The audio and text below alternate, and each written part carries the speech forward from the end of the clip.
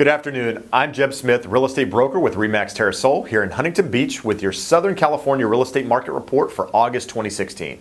As we discussed last month, the summer season is usually a bit slower than the spring market as buyers in Southern California have a lot of distractions like going to the beach to the annual family vacation. This is a typical cycle that we experience here in Orange County where buyer demand drops and homes tend to sit a little longer on the market than just a few months prior. Today, we're going to discuss the recent rise in buyer demand, the shortage in inventory, and historically low interest rates and how this might affect you as a buyer or seller in today's market. If you're interested in the actual market statistics, I provided a link below. While some areas in Orange County seem to be slowing down, as we transition into the fall-winter market, the OC market as a whole has seen a recent jump in certain price points over the last month, leading to a 5% spike in buyer demand as measured by the number of new pending sales. This is atypical for this time of year, as last year this time, we were experiencing a 2% drop in buyer demand. In fact, at this point in the year, demand hasn't been this high since 2005 if we strip out the short sale market of 2012. So why the unseasonably rise in buyer demand?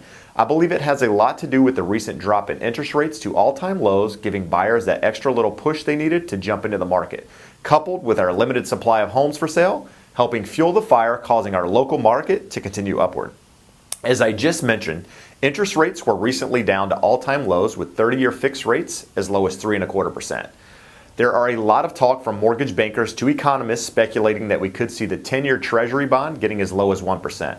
While the 10-year Treasury isn't a direct indicator of where interest rates will go, they generally follow a similar path, which if holds true could keep interest rates moving downward and our real estate market moving upward. The question I hear the most often from potential buyers still on the sidelines is, are we in a real estate bubble? The simple answer is no.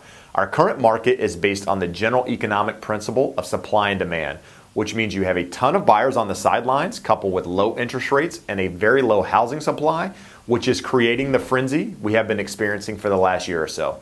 The other thing to keep in mind is that the market is a lot different than that of 06-07, as loans are based on stringent qualifying guidelines requiring buyers to prove their ability to repay and have skin in the game with down payments.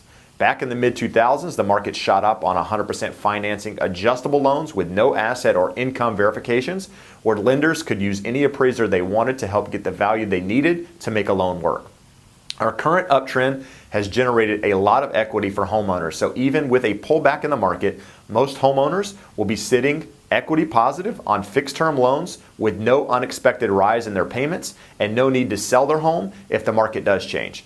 With that being said, I expect our real estate market to continue to move sideways to up, barring no changes in the global market.